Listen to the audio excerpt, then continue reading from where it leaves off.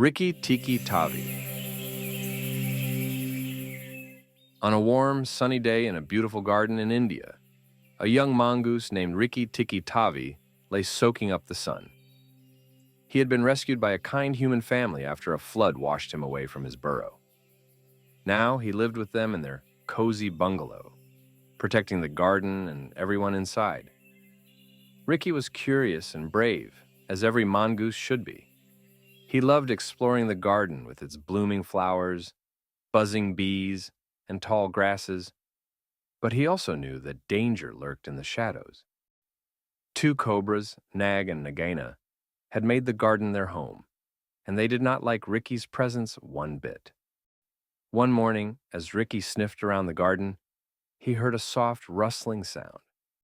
His sharp eyes spotted Darzee, the little tailor bird, fluttering nervously on a low branch. "Rikki, Rikki," chirped Darzee. "Nag is hunting near the water jar.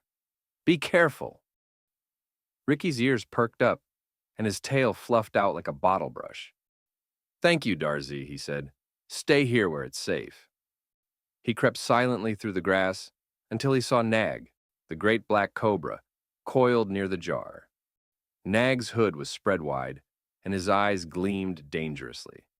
"So, little mongoose," hissed Nag, "you dare to challenge me in my own garden?" Rikki's heart raced, but he held his ground. "This garden belongs to the family who saved me," he said firmly, "and I will not let you harm them." Nag's hiss turned into a low growl. "We shall see about that," he said, striking suddenly.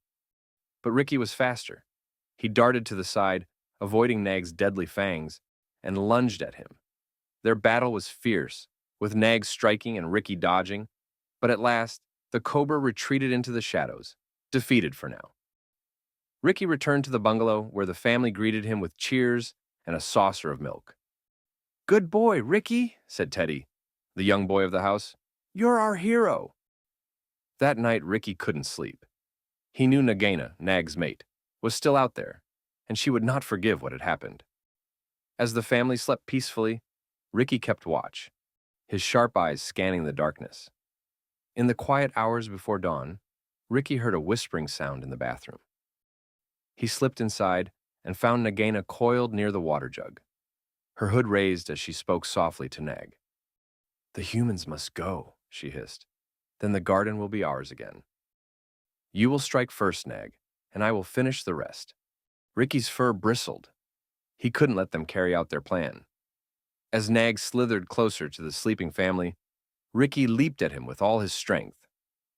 The two fought furiously, knocking over jars and sending echoes through the bungalow. At last, Rikki delivered a final bite, and Nag lay still. The noise woke the family, who were amazed to see Rikki standing proudly over the cobra.